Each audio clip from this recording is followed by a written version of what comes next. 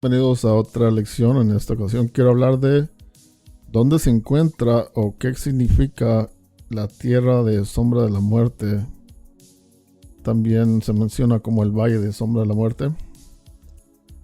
Y al Galilea de las gentes o Galilea de los gentiles, que les voy a dar la respuesta y se lo voy a probar con las escrituras, que la tierra de sombra de la muerte es el nuevo continente en general, es más específicamente Estados Unidos, que es donde, el nuevo continente es donde se fueron las tribus del norte de Israel, las tribus perdidas que les dicen. Se fueron al continente americano, y la Biblia dice, y ahorita se los voy a comprobar, que esa es la tierra de la sombra de la muerte, la tierra donde va a tomar lugar el juicio final, la tierra donde los israelitas van a ser castigados, donde a todos lados un israelita, que es la gente más marginada del mundo y específicamente el continente americano, a cualquier lado encuentra la muerte, sea por su propia gente o por los edomitas que controlan el mundo, que ya saben quiénes son. Los edomitas siendo los caucásicos. Y para eso tienen que entender el libro de Ezequiel capítulo 17, que es una parábola que habla de la conquista, más específicamente de la conquista del reino de Judá, de las costas de África, que los verdaderos judíos son los descendientes de la esclavitud transatlántica. Aunque la tierra de sombra de la muerte está en el nuevo continente, ahí vivían los indígenas primero, que son las tribus perdidas. Ezequiel 17 habla es un misterio, un enigma de la esclavitud transatlántica del reino de Judá, de las costas de África al Nuevo Mundo. Y para entender, claro, el video está en mi página, ustedes pueden ver esa lección. También la tengo en inglés, si quieren ver en inglés. Para entender este misterio, tienen que entender el misterio de las dos águilas. Y para entender el misterio de las dos águilas, tienen que entender el segundo libro de Esdras, capítulo 11 y capítulo 12, que también lo tengo ahí bajo Rusia en la Biblia, si quieren ver ese análisis de esos capítulos. Pero básicamente la primera águila son los imperios coloniales, aquí en Ezequiel 17. Los imperios coloniales fueron los que trajeron a las tribus negras de las costas de África, que son las tribus de Judá, que es el reino del sur de Israel, que después de la caída de Jerusalén, muchos huyeron, que eso que llaman parte de lo que le llaman la diáspora, porque la diáspora también incluye los indígenas que se vinieron al Nuevo Mundo. La mayoría se fueron a las costas de África, porque históricamente los israelitas, ambas las tribus del norte y las tribus del sur, tenían una relación muy cercana con los fenicios, y los fenicios navegaban todas las costas de África e incluso las costas del nuevo continente. Por eso están las cabezas olmecas. Ellos eran mercaderes. Nunca vivieron en el nuevo continente, pero sí venían, porque eran mercaderes. Venían, agarraban materiales y se los llevaban al viejo mundo, incluyendo las costas de África. Entonces, cuando cayó Jerusalén, ellos conocían, por la relación cercana que tenían con los fenicios, los israelitas conocían de las costas de África, y se les hizo un lugar seguro. Aparte que el Mesías les recomendó que ahí se fueran, y ahí se escondieron hasta que se acabó el periodo que se llama los tiempos medios, y empezaron los imperios coloniales de los edomitas, los imperios europeos. Y la primera águila de esta enigma, esta parábola de Ezequiel 17, son los imperios coloniales, porque no nomás es Inglaterra. Por ejemplo, allá en la costa la costa este de Estados Unidos, primero, antes de los ingleses, estaban los neerlandeses. Estaba una ciudad que se llamaba Nueva Ámsterdam. Entonces, la primera águila que trajo a los negros al Nuevo Mundo, especialmente a Estados Unidos, también los llevó a Jamaica, los llevó al sur. Hay lugares en Sudamérica donde hay negros esclavos de ese, ¿cómo se llama? De ese intercambio que hubo de la esclavitud transatlántica. También existen en Centroamérica y Sudamérica, incluso en México, en las costas de Guerrero, en las costas de Veracruz, en Michoacán, hubo también muchos esclavos negros que fueron a las costas. Entonces la primera águila de este misterio son los imperios coloniales. La segunda es Estados Unidos. Miren el video para más detalles. Miren el video. Y entonces, al entender este misterio, como dice aquí en Ezequiel 17, dice: Hijo del hombre, propone una figura, compone una parábola a la casa de Israel. Porque la Biblia, aparte de ser un libro histórico, que muchas cosas están escritas así nomás, son historias, pero la mayoría son enigmas y son parábolas. Así hablaba el propio Mesías, así está escrita la Biblia. Si estuviera escrita muy claramente, lo hubieran desaparecido hace mucho tiempo. Entonces, aquí, como les dije en la otra lección de los gentiles, figuras se puede usar también como un enigma, parábola. Entonces, donde se menciona el valle de sombra de la muerte es acá en Salmos 23, que más o menos está hablando de la parábola en Ezequiel 17. Si ustedes ahorita van a ver, ese es creo que es el rey David que está aquí hablando. Sí, es un salmo del rey David. Voy a leer aquí Salmos 23 en la Reina Valera. Voy a decir su nombre, el nombre verdadero en hebreo, que dice: Yahweh es mi pastor, nada me faltará. En lugares de delicados pastos me hará descansar. Junto a aguas de reposo me pastoreará. Confortará mi alma, me guiará en sendas de justicia por amor de su nombre. Aunque ande en valle de sombra de la muerte, no temeré mal alguno, porque tú estarás conmigo. Tu vara y tu collado me infundirán aliento. ¿Y por qué digo que esto es más o menos lo que se describe en Ezequiel 17? Si ustedes se fijan acá en Ezequiel,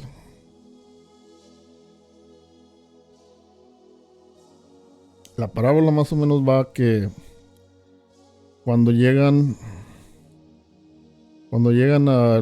si lo entienden, cuando llegan al nuevo mundo, los cuida en ese nuevo mundo, les da, déjalo, lo encuentro aquí. Cuando empieza a hablar de la segunda águila, es lo que está hablando acá en Salmos 23. El rey David está profetizando del futuro. Cuando el reino de Judá empieza a ser controlado por Estados Unidos, que es la segunda águila, y los israelitas, bueno, el reino de Judá estaban en un lugar fértil, que es los campos de Estados Unidos.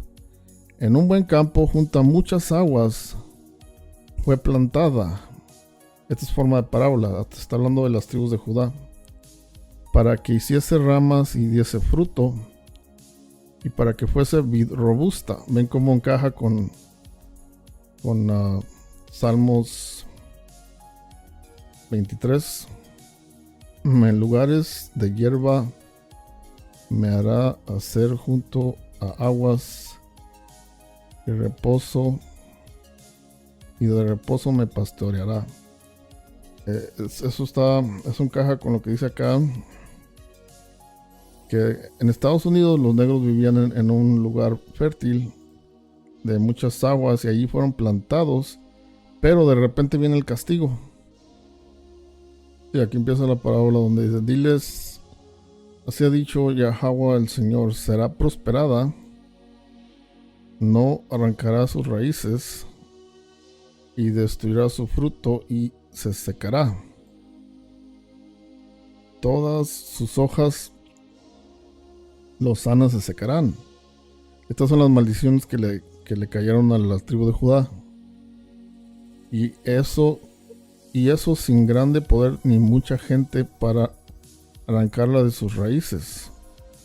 De eso está hablando acá en Salmo 23. Que al principio Dios puso a los israelitas en un lugar fértil, que es el nuevo continente, pero más específicamente a la tribu de Judá en Estados Unidos. Y de repente llegó el castigo. Y aquí es donde dice el rey David: aunque ande en el valle de sombra de la muerte, que es Estados Unidos, no temeré mal alguno. Esa es una clave, que el valle de sombra de la muerte es Estados Unidos. Sí, o sea que la tierra de la sombra de la muerte no nomás es porque hay muerte por todos lados, y también es porque hay oscuridad y no hay entendimiento. Es similar a la parábola de Ezequiel 37, donde hay sequía, que también significa falta de entendimiento, falta de la palabra de Dios para los israelitas. Aparte de significar muerte, significa oscuridad y falta de entendimiento. Y acá en Jeremías 2 también menciona la tierra de sombra de la muerte, y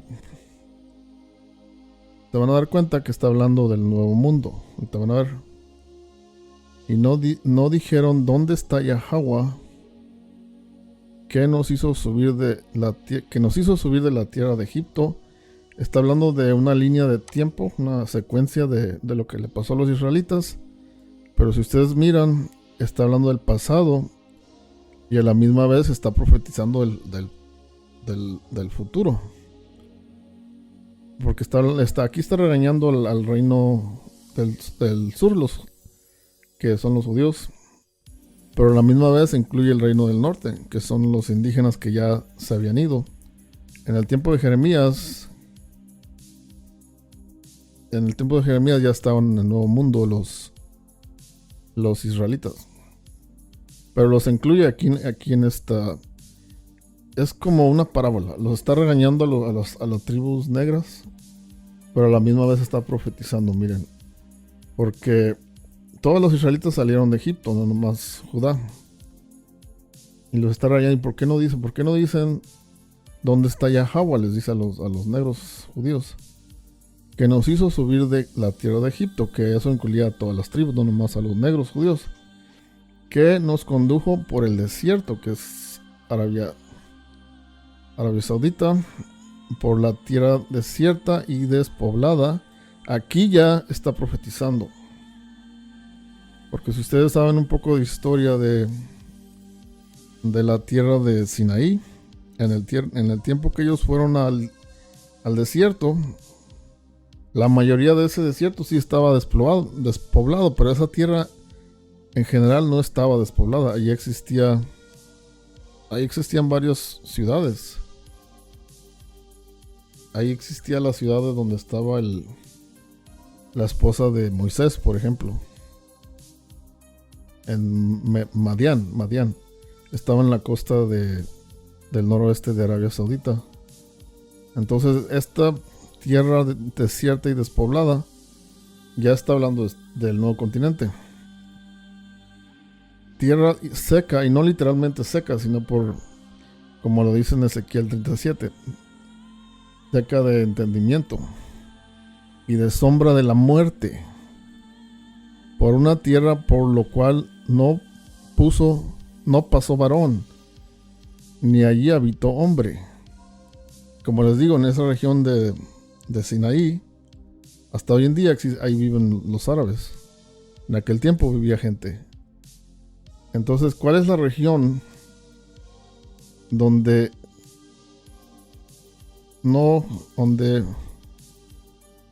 por cual no pasó varón, ni había habitado hombre?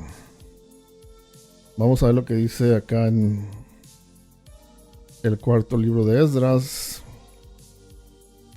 de cuando las tribus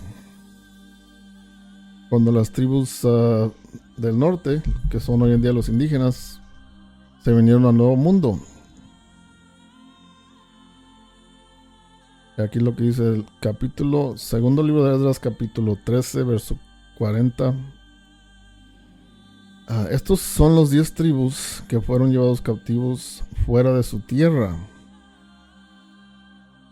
en el tiempo del rey Oseas, el cual Salmanasar, rey de los asirios, llevó preso. Que eso se menciona aquí en el segundo libro de Reyes, capítulo 17. Que como ya vieron en la lección de los gentiles, en ese mismo capítulo les llama gentes o gentiles o naciones, que en hebreo es goy, a las tribus del norte. O sea que los gentiles que se mencionan, o los gentiles que se mencionan en el Nuevo Testamento, son israelitas también. Al cual Salmanasar, rey de los asirios, llevó preso, el cual los transportó de esa parte del río y los llevó a tierra extraña. Aquí también hay otra clave cuando menciona que los llevó de esa parte del río, que está hablando del Jordán, que los llevó al otro lado del Jordán. Después se los voy a enseñar cuando en Mateo 4 y Isaías 9, cuando habla que el Mesías llevó luz a la tierra al Galilea de los gentiles, al otro lado del Jordán, cuando ambos Zebulón y Neftali están al oeste del Jordán. Entonces, de lo que está hablando es de la gente de Neftali y Zebulón, o sea, los tribus del norte, que los traspasó el rey asirio de esa parte del río, los llevó para el otro lado del río. Entonces, el Mesías les llevó la luz a las tribus perdidas del norte, que el rey asirio los llevó al otro lado del río. Porque Capernaum, si ustedes miran acá,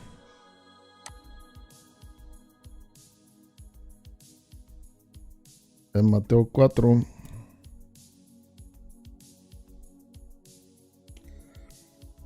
aquí dice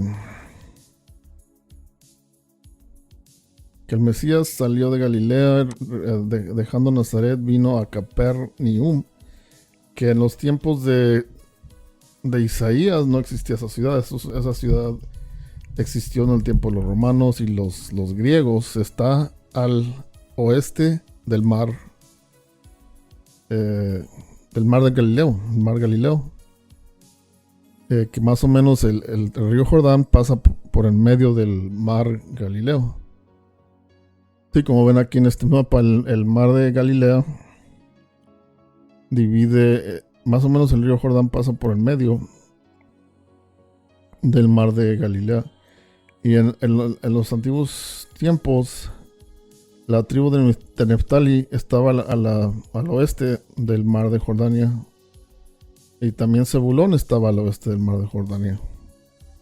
Entonces, en el segundo libro de Esdras, cuando habla de que el rey asirio se los llevó al otro lado del río, está hablando que se los llevó al otro lado del Jordán. Y si ustedes leen el segundo libro de Reyes, se los llevó a varios lugares. Se los llevó al otro lado del Eufrates, a Nínive. Y si leen con entendimiento, también se los llevó a varias áreas de Babilonia. Para eso tienen que hacer un poco más de análisis, pero acá en Mateo 4, cuando dice que dejando Nazaret vino a Capernaum. Capernaum está al oeste del mar Galileo. Es una ciudad de aquel tiempo, era una ciudad de gente rica. En la costa le dicen un mar más, es que era como un lago grande. La ciudad marítima en la región de Zebulón y de Neftali.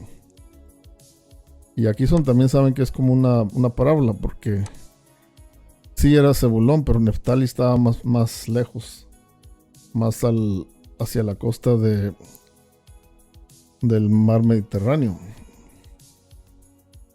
Entonces, para que se cumpliese lo dicho por el profeta Isaías, que está hablando de Isaías 9, cuando dijo: tierra de Zebulón, tierra de Neftali, camino del mar, al otro lado del Jordán, Galileo de los gentiles. Si ustedes entienden la historia del segundo libro de Esdras, cuando habla al otro lado del Jordán, si ustedes se acaban de ver el mapa, Neftali y Zebulón está a este lado, que está hablando del oeste.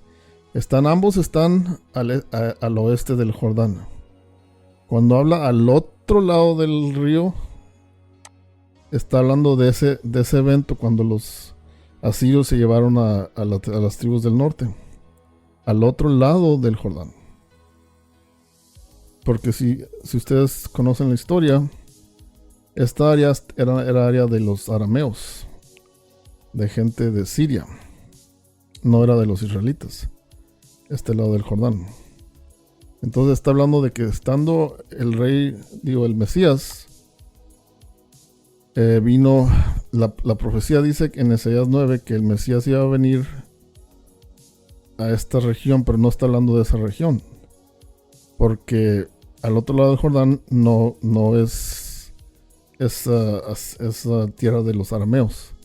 Está hablando de las tribus perdidas, que esas sí se fueron al otro lado del Jordán, como acaban de ver acá en el cuarto libro de Esdras, capítulo 13, en el verso 40, que dice: el rey Oseas, al cual Salmanasar, rey de los asirios, llevó preso, el cual los transportó de esa parte del río, se los llevó al otro lado del río, el río Jordán, los llevó en tierra extraña.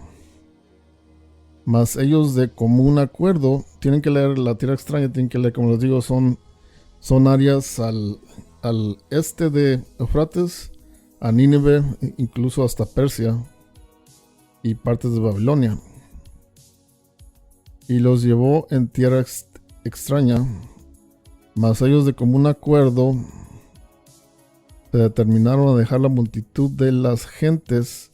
Aquí literalmente es Goy, gente que no son israelitas, porque si ustedes leen la historia, entre los asirios, entre el reino de los asirios, se llevaron al reino del norte, pero había gente de los fenicios, había gente de los arameos, gente de Cus, que son los etíopes de Babilonia, había gente de Elam, estaban los medos, había muchas razas. Por eso dice: para dejar la multitud de las gentes, y se fueron a una región más adelante donde nunca hombre habitó. Eso es lo que les quería enseñar, que en Jeremías 2, y donde habla de la tierra de la sombra de la muerte, Jeremías está hablando del pasado, y también está hablando del futuro. Pero esta tierra despoblada, tierra seca y de sombra de muerte, una tierra por lo cual no pasó varón, ni allí habitó hombre. Ese es el lugar donde fueron las tribus perdidas, que es el Nuevo Mundo, donde nunca hombre habitó. Aquí en Jeremías 3, en el verso 16, Jeremías capítulo 13, verso 16, te demuestra que la sombra de la muerte es oscuridad o falta de entendimiento. Si lo leen, dicen: da gloria a Yahweh Dios nuestro, antes que haga venir tinieblas, antes que nuestros pies tropiecen en montes de oscuridad. Esperes luz y vuelva en sombra y la vuelva en sombra de muerte y tinieblas. Aquí en Isaías 42, Isaías está profetizando de los siervos de Dios, también el Mesías, y profetiza que el Mesías va a traer luz a los gentiles, que, como les digo, está hablando de no los gentiles, sino los israelitas dispersos, específicamente el reino del norte, que son los latinos y los indígenas del nuevo continente. Aquí en Isaías 42, en el versos 6 y 7, donde dice: yo, Yahweh, te he llamado en justicia y te sostendré por la mano y te guardaré y te pondré por pacto al pueblo, por luz de las naciones. Que, como les digo, eso también encaja con Isaías 9, que ahorita vamos a leer eso. Aquí dice luz de las naciones, Goy. La palabra hebrea es Goy, pero no está hablando literalmente de Goy o gentiles, está hablando de los israelitas. Y continúa aquí, dice Isaías 42, verso 7, para que abras los ojos de los ciegos. Ven, esta sombra de la muerte está hablando de que les den entendimiento, la luz, para que saques de la cárcel a los presos y de casas de prisión a los que moran en tinieblas. Esto es un enigma. Y ahora acá lo que dice en Isaías 9.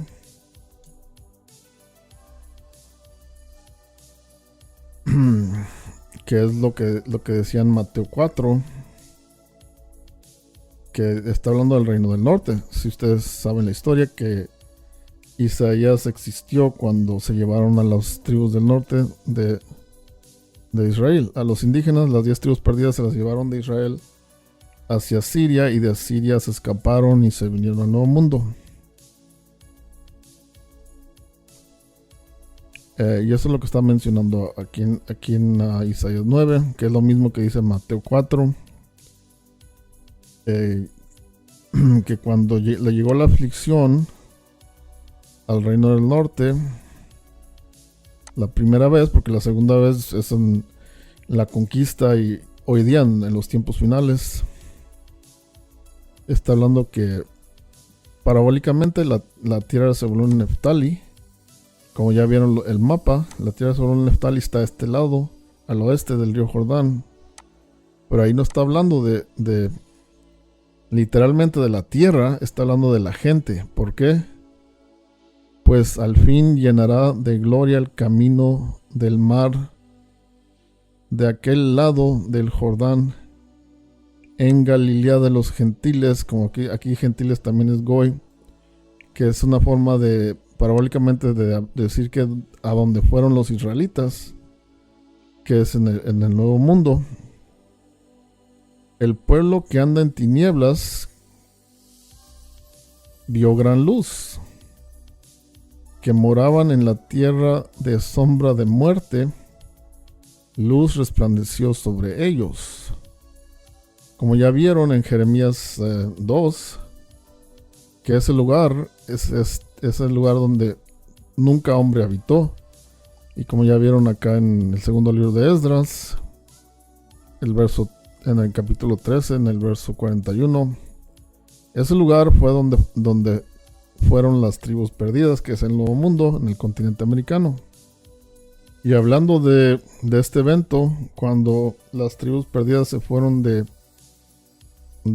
Asiria, como aquí siguen leyendo, se fueron a un lugar donde jamás nunca hombre habitó, para guardar por lo menos ahí sus leyes, las cuales habían menospreciado en su tierra. Y aquí dice cómo se fueron, y ustedes van a ver que hoy en día el río Eufrates, especialmente cuando va llegando al Golfo Pérsico, hoy en día es muy difícil de navegar porque se ha estado secando. Hicieron presas en Turquía, y hoy el día es una profecía también que se va a secar el río Eufrates al fin de los tiempos, pero hoy en día no es muy navegable, pero en aquel tiempo sí era, y hay documentos extrabíblicos que lo demuestran, y ahorita vamos a leer eso. Y entraron por el estrecho del río Eufrates, porque el Altísimo les hizo entonces grandes maravillas, y detuvo las manaderas del río hasta que hubieron pasado.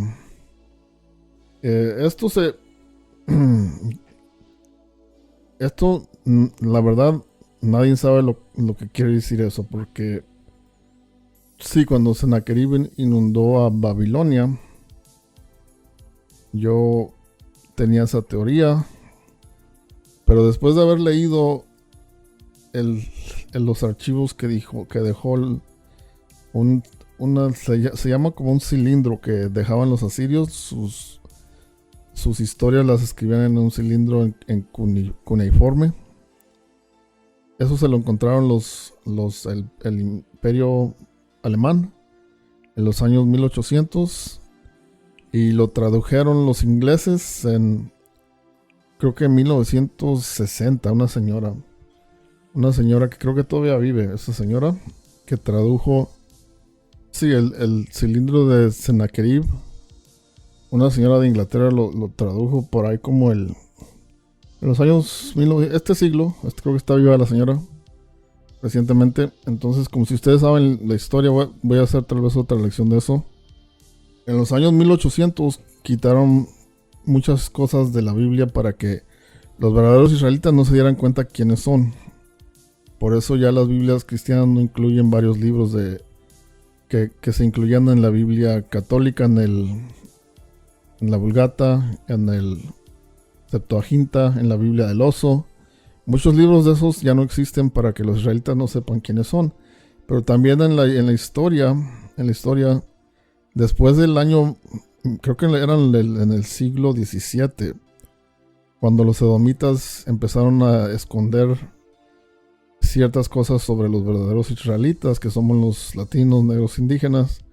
Entonces, cuando esta señora de Inglaterra tradujo estos documentos de Sennacherib, para ese tiempo ya era prohibido incluir cosas de los israelitas, que esta señora, creo que es de Cambridge, no sé si este es su nombre. Pero cuando lo tradujo, aquí se dieron cuenta. Bueno, yo lo leí y yo me di cuenta que Sennacherib usaba a los fenicios y a la gente de Chipre para construir barcos y lanchas para navegar ambos el río Tigris y el río Eufrates. Si ustedes leen la historia de lo que él escribió, el rey Sennacherib, él escribió de la revuelta de los etíopes, que son babilónicos. Se les llamaba caldeos. Los caldeos, los etíopes, hicieron una revuelta, que esa revuelta incluía todas las razas del imperio sirio, incluyendo a los indígenas. Que si ustedes miran lo que encontraron los alemanes, Que si ustedes miran este libro, aquí van a ver, ellos documentaron de los cautivos que hicieron revuelta. Ven aquí dice Sennacherib. Y estos no son asirios. Mucha gente piensa cuando ve estas imágenes, estos no son asirios, estos son soldados cautivos que estaban involucrados en la revuelta. Y como ven, estos tienen la ropa, el vestimento de los indígenas del nuevo continente. Entonces mucha gente piensa que las tribus, como vivían en Asiria, que debieron haber copiado, porque miran estas imágenes, debieron haber copiado de los asirios. No, los asirios no se vestían así. Se vestían así desde Asiria. Las tribus del norte, cuando iban a la guerra, se vestían así, con el sombrero de plumas. Y aquí hay otra, van a ver. Sí, este tipo de vestimiento, cuando miran, y ese es el tiempo en que ellos estuvieron ahí, porque ellos se salieron después de la muerte de Sennacherib. Y cuando la gente mira esto, piensan, no, estos son asirios, porque son artefactos que se encontraron en Asiria. Pero no, estos son cautivos. Entonces, entre los cautivos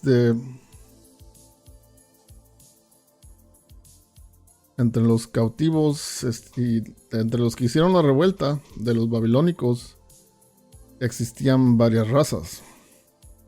Y aquí en estos documentos los menciona, excepto que no menciona a los israelitas, como les digo, para este tiempo que se tradujo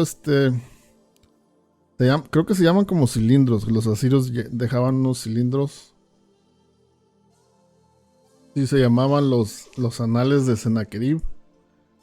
Como les digo, que se la encontraron los alemanes. Y así se miraban estos documentos, que están en forma de... la forma de escribir era de cuneiforme. O cuneiforme. Y estos anales... tiene historia de la gente que él tenía esclavizada y que hacían barcos para navegar ambos, el río Tigris y el río Eufrates. Como miran aquí, esto no lo había visto. Los asirios también usaban barcos, y su imperio era más o menos en el río Tigris y Eufrates. Entonces en el tiempo de ellos era navegable. Y eso es lo que dice acá en los anales de Sennacherib, que está en inglés, pero vamos a leerlo en español para que vean lo que dice. La idea de Merodach Baladán, vivo o muerto, era una espina en la carne de Sennacherib. La fuga de aquel conspirador de Elam debe haber amargado los días y perturbado los sueños nocturnos del rey asirio, y así lo encontramos listo en 694 para asestar un golpe en la costa elamita. Merodach Baladán y su pueblo huyeron. Había mantenido a los constructores de barcos fenicios ocupados construyendo barcos durante algún tiempo en el Alto Eufrates y en Nínive, en el Tigris, para una flota que serviría de transporte para su ejército. Los barcos construidos en el Alto Tigris eran tripulados por marineros de Tiria, Sidonia y Cipriano, y flotaban río abajo hasta Opis. Aquí, presumiblemente porque el Bajo Tigris estaba controlado por los elamitas, los barcos eran arrastrados a la orilla, colocados en trineos o rodillos y transportados por tierra hasta el canal de Araatu. En un punto río abajo, probablemente donde el canal se unía al Eufrates por debajo de Babilonia, las tropas asirias, junto con sus suministros, fueron embarcadas y transportadas a Bab Salimeti, en la desembocadura del Eufrates. Sennacherib, no confiando en tan insólito medio de transporte, se mantuvo en tierra firme. En la cabecera del Golfo Pérsico, él y la flota parecen haber tenido una gran batalla de 5 días con el viento y las olas, pero después de que Ea, el dios de las profundidades, fue apaciguado por los sacrificios que se le ofrecieron y por un barco de oro, un pez de oro y una lutu de oro que fueron arrojados al agua, el viaje a través del Golfo hasta el lado elamita se hizo sin más accidentes. Después de una tenaz resistencia, las ciudades de la costa fueron tomadas. Sennacherib lo llama una gran victoria. Los cautivos caldeos y elamitas fueron repartidos como ovejas entre sus soldados.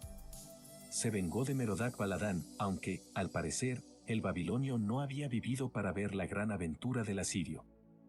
Entonces, como ven, en el tiempo que se escaparon los israelitas de los indígenas de Asiria, el río Eufrates, como dice aquí en el segundo libro de Esdras, en el capítulo 13, el río Eufrates se podía navegar, como acaban de ver en los anales de Sennacherib. Como dice aquí en el segundo libro de Esdras, capítulo 13, verso 43, y entraron por los estrechos del río Eufrates, el cual el Altísimo les hizo entonces grandes maravillas y detuvo las manaderas del río hasta que hubiesen pasado. Ahora ya tiene sentido por qué dice eso. Yo pensé que hablaba de una inundación de Babilonia, aunque eso sí también pasó. También pasó y pudo tener algo que ver con los israelitas que batallaron al pasar por esa región de Babilonia que estaba inundada. También podía ser. Pero, de acuerdo a los anales de Sennacherib, de acuerdo a la historia de los anales de Sennacherib, cuando ellos llegaron hacia el Golfo Pérsico, había mucho aire y muchas olas. Y estuvieron 5 días en un lugar sin poder progresar hasta que no sacrificaron a un ídolo y después se calmó, el mar se calmó. Entonces eso como que encaja con lo que dice aquí, que en esa región donde el río Eufrates llega al Golfo Pérsico hay muy, muy mal clima. En aquel tiempo por lo menos había clima muy violento. Entonces por eso dice, entonces el Altísimo hizo entonces grandes maravillas y detuvo los manaderos del río hasta que hubiesen pasado. Ahora ya tiene más sentido por qué dice eso. Y también en Lucas 1, acá en el verso 79, que dice, está hablando del Mesías, para dar conocimiento de salvación a su pueblo. Como les digo, cuando dice gentiles está hablando de los israelitas, en realidad. Miren el video de los gentiles, para perdón de sus pecados, por la entrañable misericordia de nuestro Dios, con que nos vistió desde lo alto la aurora, para dar luz a los que habitan en tinieblas. Aquí está hablando en el fin del tiempo, en el nuevo continente, que es, y en la sombra de la muerte. Como les digo, ese es el nuevo mundo. Para encaminar nuestros pies por camino de paz.